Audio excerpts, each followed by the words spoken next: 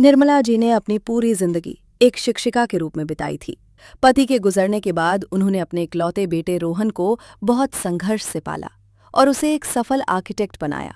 उनका वो पुश्तैनी घर सिर्फ ईंट पत्थर का ढांचा नहीं था, बल्कि उसमें उनके पति की यादें और उनके जीवन भर की पूंजी छिपी थी।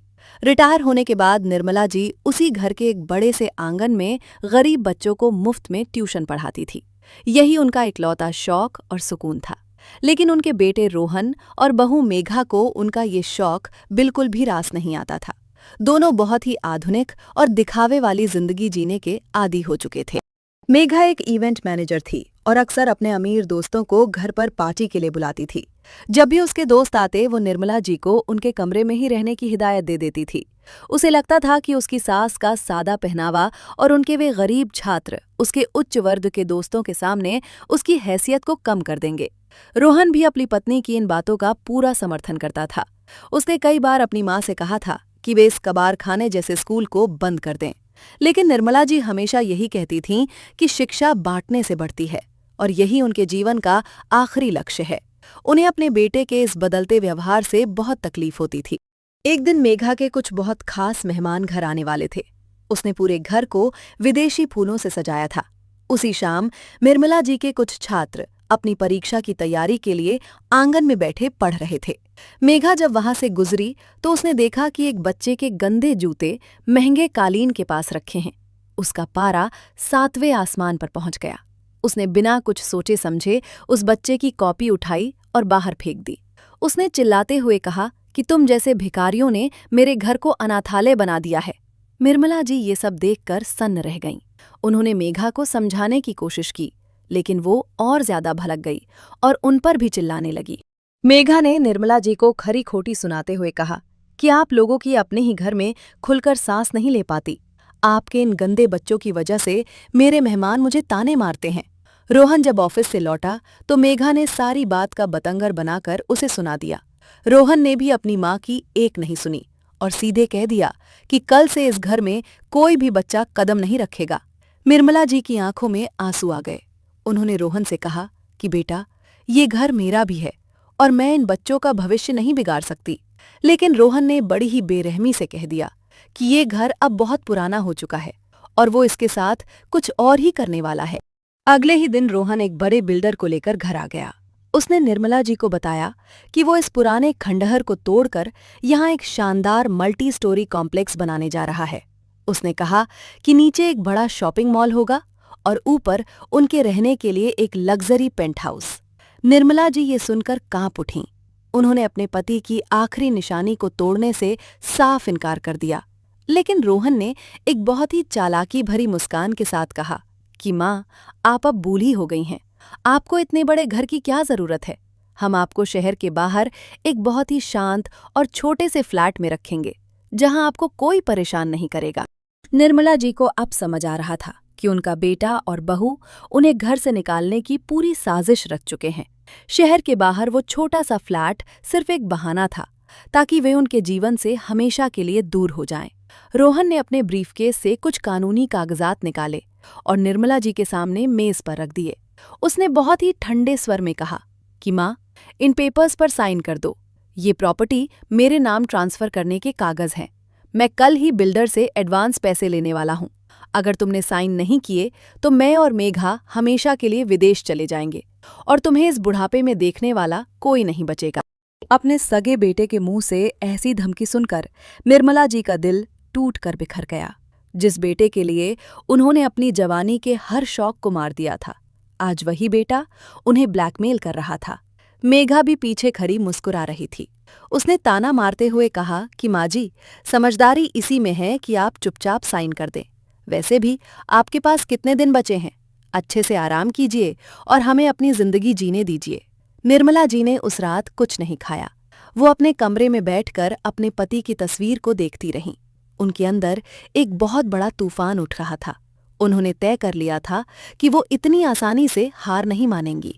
अगली सुबह निर्मला जी ने बहुत ही शांत स्वभाव से कहा कि उन्हें कागजात पढ़ने के लिए बस एक दिन का समय चाहिए।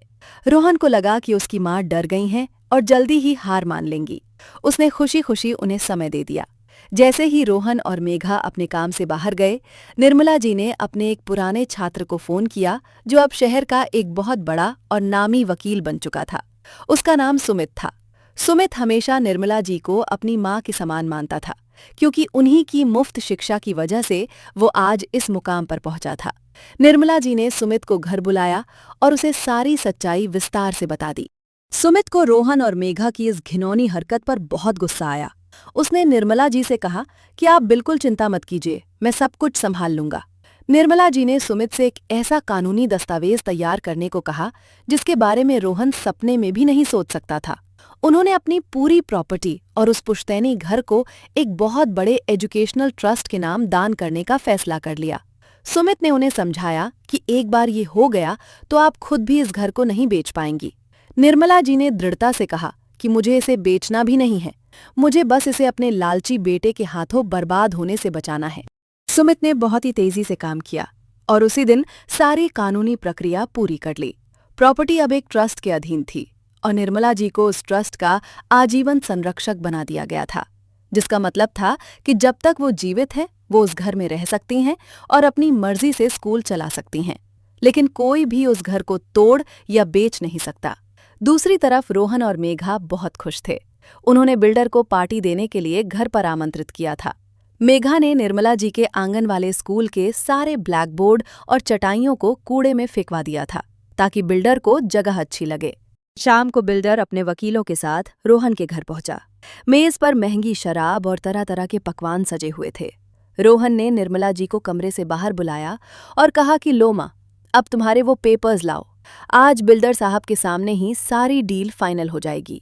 मेघा ने बहुत ही घमंड के साथ कहा कि माँ जी, अब आपका ये कबाड़ खाना कुछ ही दिनों में एक आलीशान महल बन जाएगा, आपको तो हमारा शुक्रगुजार होना चाहिए। निर्मला जी बहुत ही शांत कदमों से चलकर वहां आईं। उनके हाथ में रोहन वाले कागजात नहीं थे, बल्कि सुमित द्वारा तैयार की गई ट्रस्ट की पक्की रजिस्ट्री की कॉपी थी। निर्मला जी ने वो फाइल सीधा बिल्डर के वकील के सामने रख दी। उन्होंने बहुत ही कड़क आवाज में कहा कि आप लोग जिस जमीन का सौदा करने आए हैं वो अब बिकाऊ नहीं है। रोहन ये सुनकर जोर से हंसा और बोला कि माँ, तुम सठिया गई हो क्या? ये कौन से कागज ले आई हो? बिल्डर के वकील ने जैसे ही वो फाइल खोली, उसके चेहरे की रंगत उड़ गई। उसने घबराते हुए बिल्डर से कहा कि सर, हम ये डील नहीं कर सकते। ये प्रॉपर्टी आज ही एक एजुकेशनल ट्रस्ट के नाम रजिस्टर हो चुकी है और इसके बेचने या तोड़ने पर कोर्ट का सख्त प्रतिबंध है। ये सुनते ही रोहन और मेघा के पैरों तले जमीन खिसक गई। रोहन ने झपटकर वकील के हाथ से कागज छीन लिए। जब उसने अपनी माँ के हस्ताक्षर और ट्रस्ट की मुहर देखी तो वो गुस्से से पागल हो गया। वो निर्मला जी पर चिल्लाते हुए बोला कि तुमने ये क्या कर दिया? तुमने मेरी करोड़ों की डील मिट्टी में मिला दी। तुम्हारा दिमाग खराब हो गया है क्या? मेघा भी रोने लगी और बोली कि हमने इतने बड़े बड़े सपने देखे थे, आपने हमारे भविष्य पर पानी फेर दिया। बिल्डर ने गुस्से में रोहन से कहा कि तुमने मेरे साथ फ्रॉड करने की कोशिश की है। अगर मुझे मेरा एडवांस ब्याज सहित वापस नहीं मिला तो मैं तुम्हें कोर्ट में घसीट लूंगा। इतना कहकर बिल्डर वहां से चला गया। बिल्डर के जाने के बाद रोहन ने घर का सारा सामान फेंकना शुरू कर दिया। उसने कहा कि तुमने मेरे साथ धोखा किया है, मैं इस घर में एक पल भी नहीं रुकूंगा। निर्मला जी ने बहुत ही गहरी सांस ली और कहा कि तुम्हें रुकने के लिए कह कौन रहा है? ये घर अब ट्रस्ट का है और मैं इस ट्रस्ट की मुख्य संरक्षक हूँ। तुम दोनों ने मुझे इस घर से निकालने की जो साजिश रची थी, उसका अंजाम तुम्हें भुगतना ही होगा। मैंने तुम्हारे लिए अपने सारे सुख त्याग दिए, लेकिन तुमने मेरे बुढ़ापे और मेरी भावनाओं की कोई कद्र नहीं की। अब तुम दोनों इस घर में रहने के लायक नहीं हो। ये मेरा आखिरी फैसला है। निर्मला जी ने सुमित को अंदर बुलाया, जो बाहर ही खड़ा इंतजार कर रहा था। सुमित ने आते ही रोहन के हाथ में एक लीगल नोटिस थमा दिया। ये एक बेदखली का नोटिस था। सुमित ने सख्त लहजे में कहा कि कानूनी तौर पर अब तुम लोग इस घर में नहीं रह सकते। तुम्हें 24 घंटे के अंदर अपना सामान लेकर यहाँ से जाना होगा। मेघा फूट फूट कर रोने लगी। वो निर्मला जी के पैरों में गिर गई और बोली कि माँ जी, हमें माफ कर दीजिए, हम सड़क पर आ जाएंगे। रोहन ने बिल्डर से जो एडवांस लिया था, वो सब मेघा ने अपनी आलीशान जीवन शैली और महंगी गाड़ियों में उड़ा दिया था। अब उनके पास कुछ नहीं बचा था। रोहन ने भी अपनी माँ के आगे हाथ जोड़े और कहा कि माँ, मुझसे बहुत बड़ी गलती हो गई।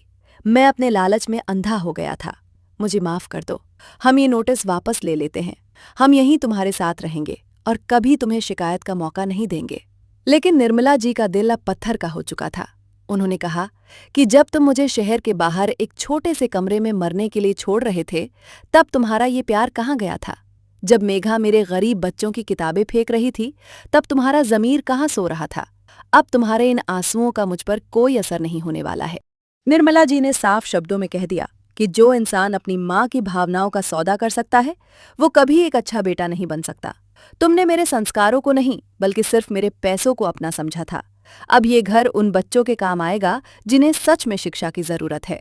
अगले ही दिन रोहन और मेघा को अपना बोरिया बिस्तर समेटकर घर से निकलना पड़ा। उनके सारे अमीर दोस्त, जो कल तक उनकी पार्टियों में शराब पीते थे, आज किसी ने भी उनकी मदद करने के लिए फोन तक नहीं उठाया। उन्हें शहर के एक बहुत ही पिछड़े इलाके में एक छोटा सा किराए का कमरा लेना पड़ा, जहां कोई सुविधा नहीं थी। किराए के उस छोटे से कमरे में गर्मी और मच्छरों के बीच मेघा को अपनी वो सारी ऐशो आराम की जिंदगी याद आ रही थी, जो उसने अपने लालच और घमंड में गंवा दी थी। रोहन भी गहरे अवसाद में जा चुका था, क्योंकि बिल्डर का पैसा चुकाने के लिए उसे अपनी कार और मेघा के सारे गहने बेचने पड़े थे। दोनों रात रात भर जागते थे और एक दूसरे को कोसते रहते थे। अब उन्हें समझ में आ रहा था कि एक बुजुर्ग माँ का साया क्या होता है। उन्होंने अपनी माँ की अहमियत तब समझी जब वो उनके हाथों से हमेशा के लिए दूर जा चुकी थीं। लेकिन अब पछताने से कोई फायदा नहीं था, क्योंकि उन्होंने अपनी वापसी के सारे रास्ते खुद ही बंद कर लिए थे। दूसरी तरफ निर्मला जी का जीवन पूरी तरह से बदल गया था। ट्रस्ट के पास अब पर्याप्त फंड आ गया था, जिससे उन्होंने घर के पूरे आंगन को एक बहुत ही सुंदर और आधुनिक स्कूल में बदल दिया था। अब वहां सिर्फ 10-20 नहीं, बल्कि आसपास के इलाके के सैकड़ों गरीब बच्चे पढ़ने आते थे। सुमित और उसके जैसे कई पुराने छात्र अब हर रविवार को वहां आकर बच्चों को मुफ्त में पढ़ाते थे। निर्मला जी के चेहरे पर अब एक अनोखी चमक और सुकून था। उन्होंने अपने जीवन के खालीपन को उन मासूम बच्चों की मुस्कान से भर लिया था। उन्हें अब किसी स्वार्थी बेटे या घमंडी बहू के तानों की कोई परवाह नहीं थी। एक दिन रोहन बहुत हिम्मत जुटाकर अपनी माँ के स्कूल के बाहर आकर खड़ा हो गया। उसने देखा कि उसकी माँ सफेद साड़ी पहने बच्चों को बहुत ही प्यार से गणित पढ़ा रही हैं। सारे बच्चे उनके सम्मान में खड़े हैं और पूरा माहौल किसी मंदिर जैसा पवित्र लग रहा है। रोहन को अपनी उस दिन की हरकत पर इतनी ग्लानि हुई कि वो अंदर जाने की हिम्मत भी नहीं जुटा पाया। उसे लगा कि वो इस पवित्र जगह को अपने गंदे लालच से फिर से मैला कर देगा। वो बाहर ही गेट के पास खड़ा होकर अपनी माँ को चुपचाप देखता रहा और रोता रहा। उसे एहसास हुआ कि उसकी माँ वास्तव में कितनी बड़ी और महान इंसान है। निर्मला जी की नज़र गेट पर खड़े रोहन पर पड़ी, लेकिन उन्होंने कोई प्रतिक्रिया नहीं दी। उन्होंने अपनी नज़रें घुमाईं और वापस बच्चों को पढ़ाने में मगन हो गईं। उनके इस नज़रअंदाज करने वाले व्यवहार ने रोहन के दिल को चीर कर रख दिया। उसे समझ आ गया कि अब उसकी माँ के दिल में उसके लिए कोई जगह नहीं बची है। जो माँ कभी उसकी एक छोटी सी खरोंच पर पूरी रात रोती थी, आज वो उसे देखकर भी अनदेखा कर रही है। ये सजा उसके लिए किसी भी शारीरिक दर्द से कहीं ज्यादा भयानक थी। रोहन भारी कदमों से वहां से वापस लौट गया, ये जानते हुए कि वो अब कभी इस घर में कदम नहीं रख पाएगा। मेघा को भी अब एक छोटे से ऑफिस में रिसेप्शनिस्ट की नौकरी करनी पड़ रही थी। जो मेघा कभी अपनी नौकरानियों पर हुक्म चलाती थी, आज उसे लोगों की झिड़कियां सुननी पड़ रही थीं।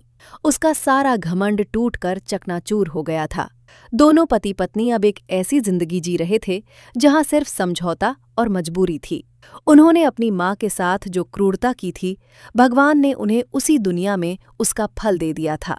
कभी कभी वे सोचते थे कि अगर उन्होंने अपनी माँ को थोड़ा सा प्यार और सम्मान दिया होता, तो आज वे एक आलीशान घर में राज कर रहे होते। लेकिन लालच ने उनकी सोचने समझने की शक्ति को खत्म कर दिया था। निर्मला जी की ये कहानी हमें सिखाती है कि हमारे बुजुर्ग माता पिता कोई पुराना कबार या बोझ नहीं होते।